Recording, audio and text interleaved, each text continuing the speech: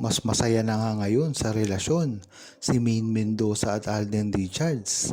Ngayon talaga na hindi na nila pinoproblema ang mga bashers at dapat lang nagawin nila yan.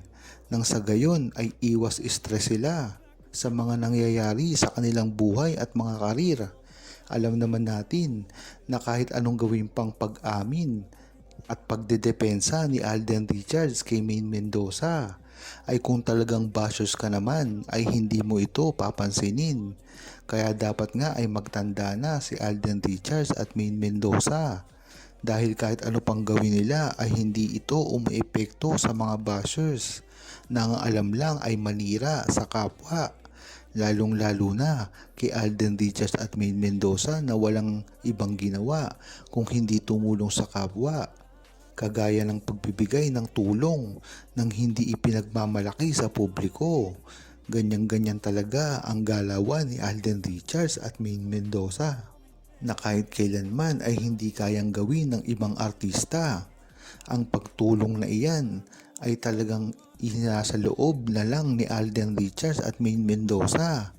Kung matatandaan nyo at kung iisipin nyo lang sa mga balita ay nakikita nyo at nababalitaan ang mga artista at mga network na talagang wagas kung tumulong.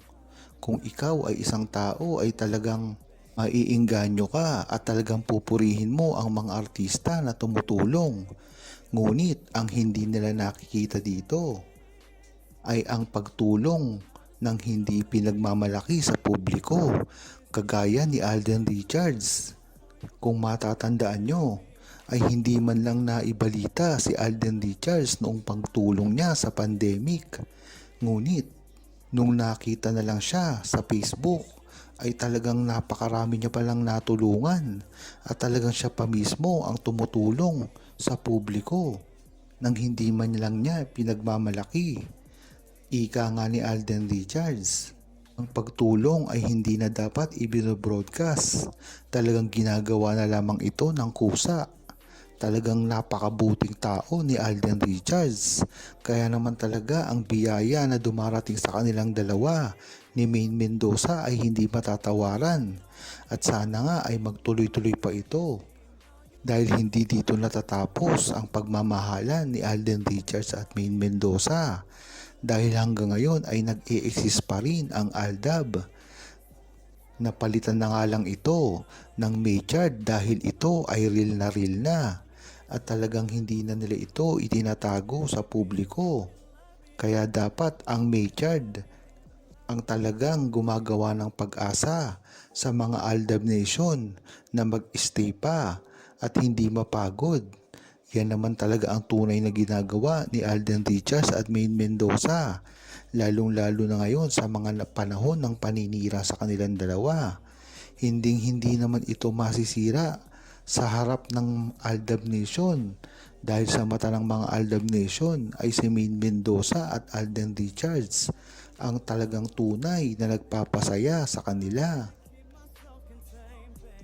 Malapit na ngang aminin ni Alden Richards at Maine Mendoza ang kanilang tunay na pagmamahalan at estado ng kanilang relasyon ngayon.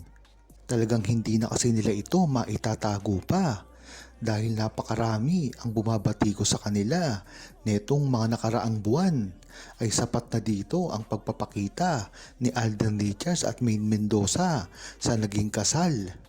Kaya dito mo palang malalaman na ang buong ALDAB Nation ay sumusuporta pa rin kay Maine Mendoza at Alden Richards dahil hindi naman ito mangyayari kung walang relasyon si Maine Mendoza at Alden Richards.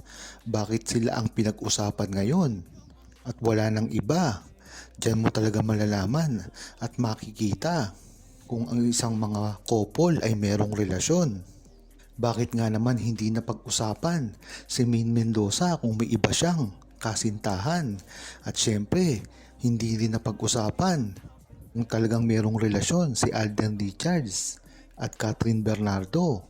Bakit ang pinag-usapan ng media at lahat ng mga vlogger ay patungkol sa pagkikita ni Maine Mendoza at Alden Richards.